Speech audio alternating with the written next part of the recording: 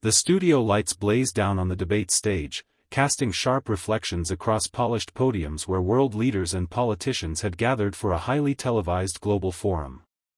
Cameras zoomed in from every angle, broadcasting the event live to millions across continents. Among the participants sat J.D. Vance, the American senator known for his sharp tongue, and Ibrahim Traoré, the young revolutionary leader of Burkina Faso. The moderator had just asked a question about global security and resource conflicts, but what followed was far more explosive than anyone expected. J.D. Vance leaned forward, his voice cutting through the room like a blade. "Let's be clear," he declared, his tone dripping with condescension. "Nations like Burkina Faso survive only because of the stability we, the United States, provide. Without us, your so-called independence would collapse within months. And if you insist on challenging our influence, then let it be known, we will crush you in war if necessary." Gasps echoed across the audience. Heads turned. Journalists scribbled furiously in their notebooks. The silence that followed was heavy, charged with disbelief. The weight of Vance's words was not just a personal attack but a direct threat against a sovereign nation. Traoré did not flinch. His eyes, steady and sharp, scanned the audience before locking on Vance with unshakable confidence. Slowly, he leaned into the microphone. "You speak of war as if it is yours to decide," Traoré began, his voice calm yet commanding. "But Africa is not the battlefield of your choosing anymore. We are not pawns in your empire's game. And if you think threats will bend us, you misunderstand the spirit of our people." A ripple of applause spread from the African delegates, building into thunderous claps across sections of the audience. The camera panned to Vance, whose smirk faltered under the weight of Traoré's unwavering composure. The moderator, visibly tense, tried to move on, but the energy in the room was undeniable. For the first time in the debate, the power dynamic had shifted, and it was Traoré who held the stage. Vance recovered his smirk and straightened his tie, playing to the cameras like a seasoned showman. "Save the slogans," he said, voice slow and patronizing. "Power isn't about speeches, Captain. It's about supply chains, air superiority, and allies who matter. You don't have them. We do." He spread his hands toward the audience, inviting validation. A few murmurs of approval drifted from his supporters, others stared back, uneasy. The moderator cleared his throat. "Senator Vance, to be precise." But Traoré raised a hand gently, never taking his eyes off Vance. The studio quieted on instinct. He didn't rush. He let the silence do its work, then spoke in a tone that carried farther than a shout. "You speak of allies as though loyalty is something you can purchase," he said. "You confuse obedience with partnership. That is why your coalitions crack the moment fear no longer pays." The line landed like a gavel. The moderator froze, pen hovering over his notes. A camera pushed in, framing Traoré's face, calm, disciplined, unflinching. "You claim air superiority," Traoré continued, "but the sky doesn't belong to you.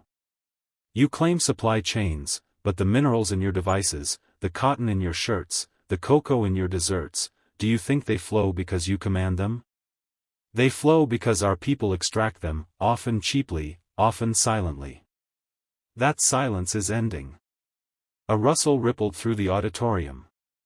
Vance laughed once, short, brittle. "So this is the pitch? Moral leverage?"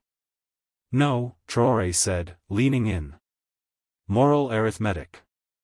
For decades, Africa's cost has subsidized someone else's comfort.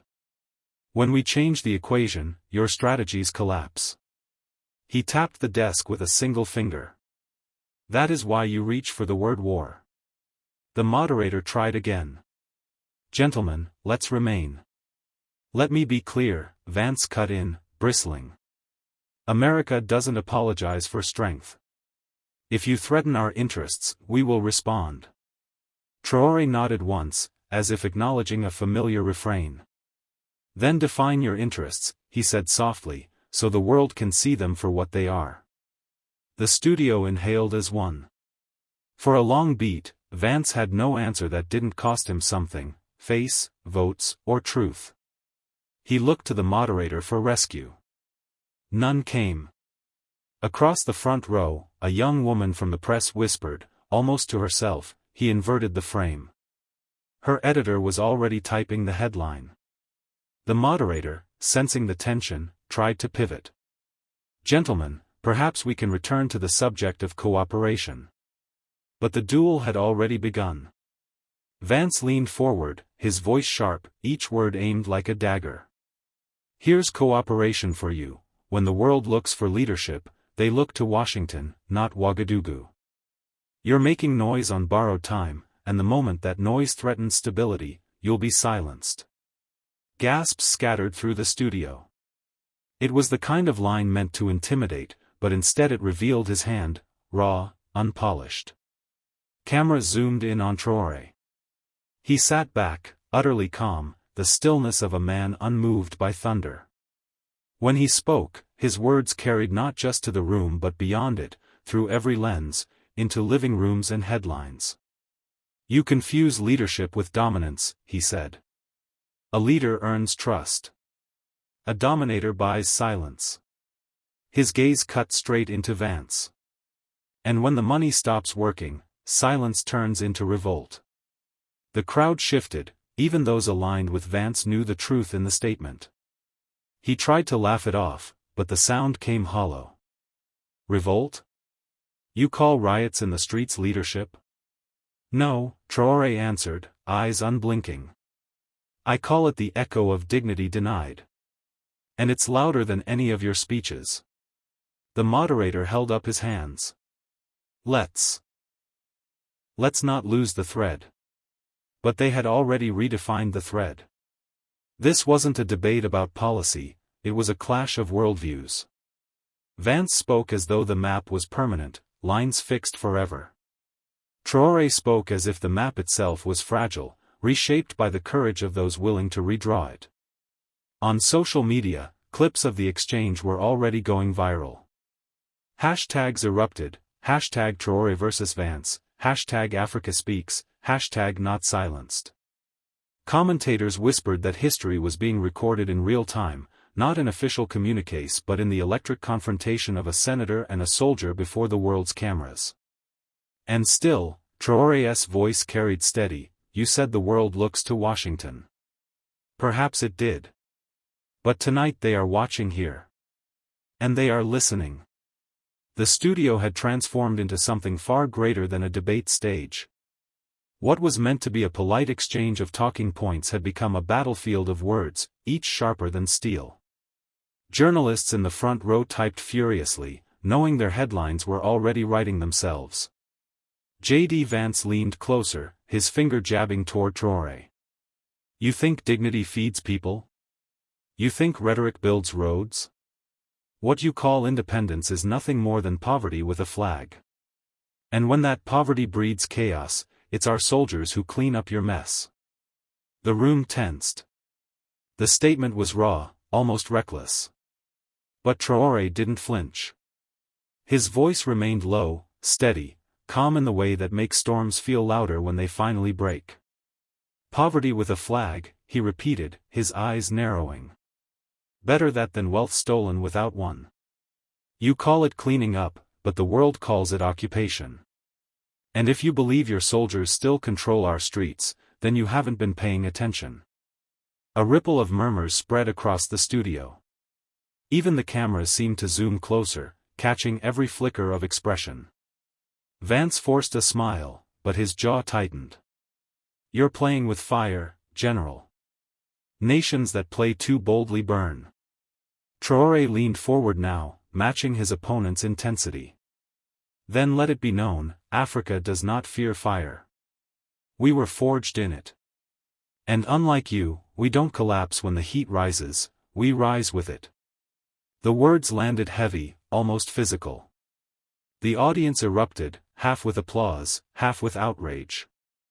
The moderator's desperate attempts to regain order were drowned out. This was no longer a conversation, it was spectacle, confrontation, and history in real time. And yet, through the chaos, Traoré sat tall. His posture said what his words reinforced: Burkina Faso was not begging for permission. It was declaring its place, on its own terms, in its own voice. The moderator finally slammed her hand on the table, her voice sharp through the microphone. Gentlemen, control yourselves, this is a debate, not a war council. But the tension had already rewritten the room. The cameras caught every bead of sweat on Vance's temple, every steely glance from Traoré.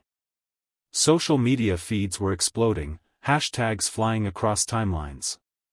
The world wasn't just watching, it was choosing sides. Vance adjusted his suit jacket, trying to reclaim composure. He forced a chuckle.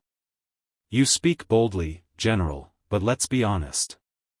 Without American investment, without Western technology, without our protection, your so-called independence is a castle made of sand. And when the tide comes, it will vanish. The words were meant to sting, but Traoré only smiled faintly, shaking his head. You see, Mr. Vance, this is the arrogance of empires. You think the tide belongs to you. But tides rise for all, ours, too. And when the water comes, we don't drown, we build boats. The audience gasped. It was poetry wrapped in defiance, a proverb with the weight of history behind it. Vance leaned forward, his voice dropping. And if those boats sink? Traoré didn't miss a beat. His eyes locked onto Vance's, unblinking. Then we swim. Because Africa never waits for someone else to save it. Not anymore. The crowd erupted, applause roaring through the studio, drowning out the desperate pleas of the moderator. Even some reporters who had come prepared to critique Traoré found themselves clapping. The exchange had shifted. What was supposed to be a demonstration of American dominance had turned into a showcase of African resilience. And though the debate was far from over, one truth now hung heavy in the air: Traoré's voice was not just echoing within the studio walls. It was spilling into every corner of the world. The moderator's voice faded into the background, control of the stage was no longer hers. The audience wasn't focused on her or even the questions, they were locked onto the fire between J.D. Vance and Ibrahim Traoré. Vance, unwilling to let the momentum slip, raised his voice. Don't mistake applause for power, General. America has weapons you can't even imagine. One word from Washington, and your nation could be reduced to silence. The crowd murmured, half in shock, half in outrage.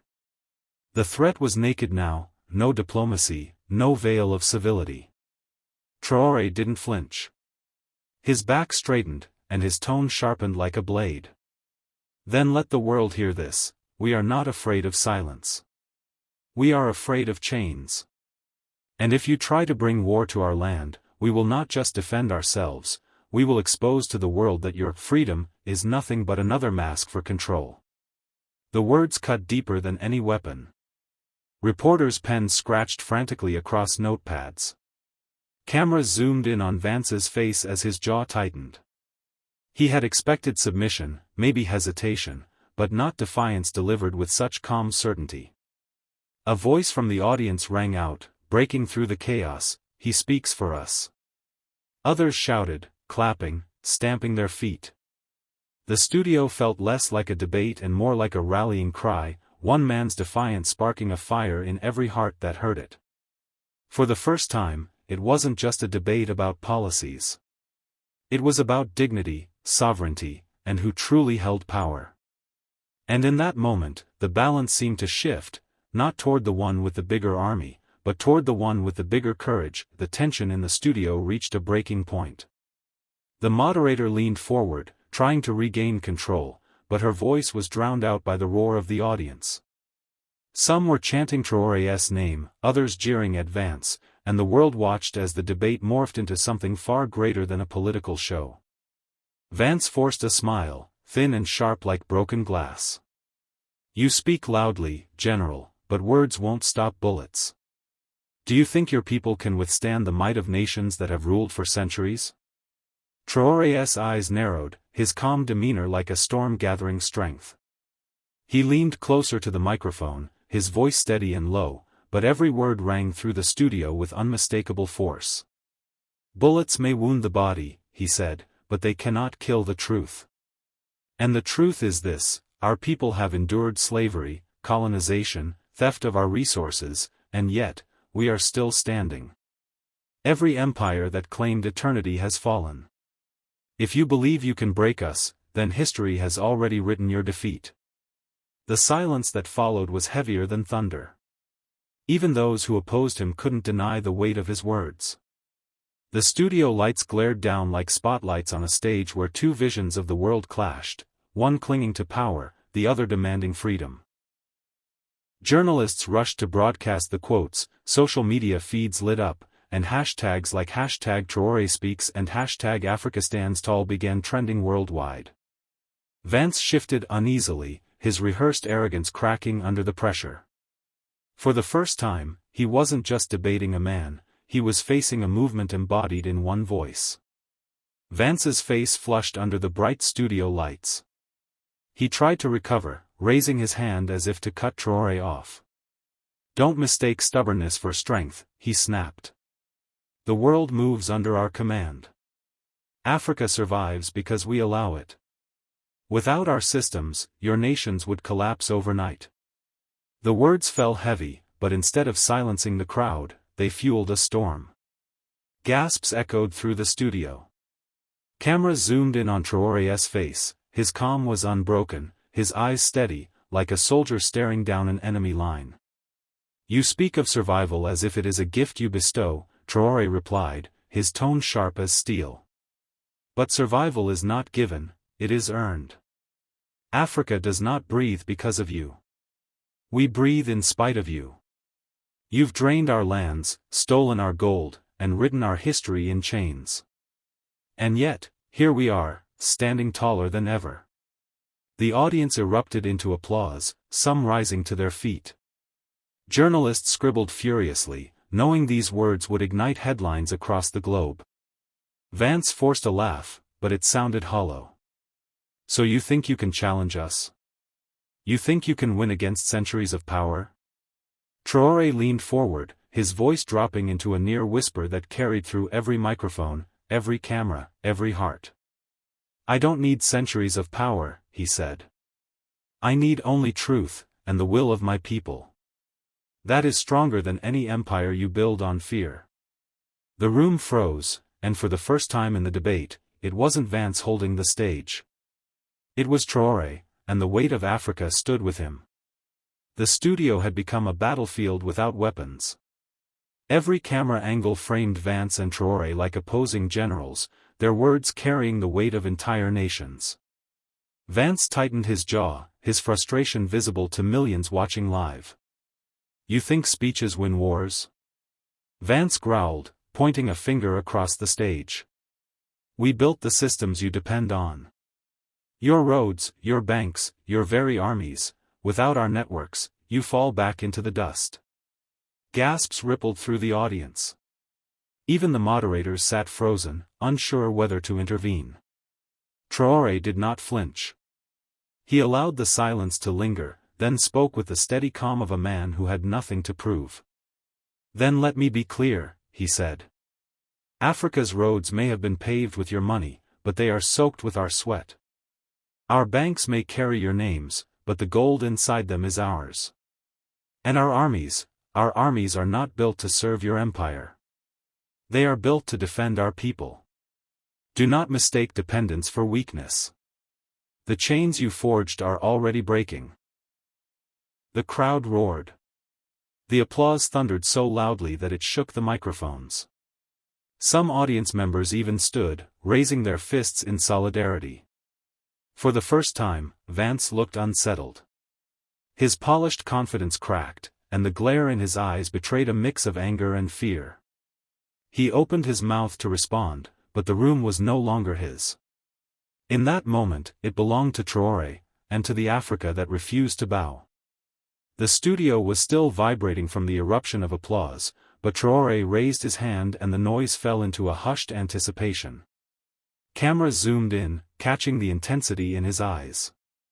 He spoke slowly, deliberately, so that every syllable struck like a drumbeat. "Mr. Vance," he said, his voice low but firm, "you speak of dust, of dependence, of collapse. Yet it is your fear I see tonight, not mine. Fear that Africa will rise beyond the reach of your commands. Fear that our people will no longer kneel when summoned. Fear that your threats will echo into emptiness." Vance's lips tightened, but he remained silent. Traoré continued, "Let the world hear this. Burkina Faso does not ask permission to breathe. Africa does not wait for approval to live. And no one, no matter how powerful they claim to be, can silence the heartbeat of a continent." The crowd erupted again, this time standing as one. The ovation rolled like thunder across the studio, drowning out every attempt Vance made to reclaim the floor.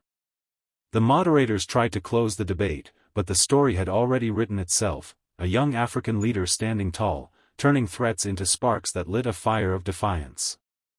As the lights dimmed and the cameras powered down, the image lingered, Traoré standing with unshakable calm, while Vance sat rigid, his fists clenched, knowing the battle of words had been lost. For millions watching around the world, it wasn't just a debate. It was a declaration that the era of belittling Africa was over.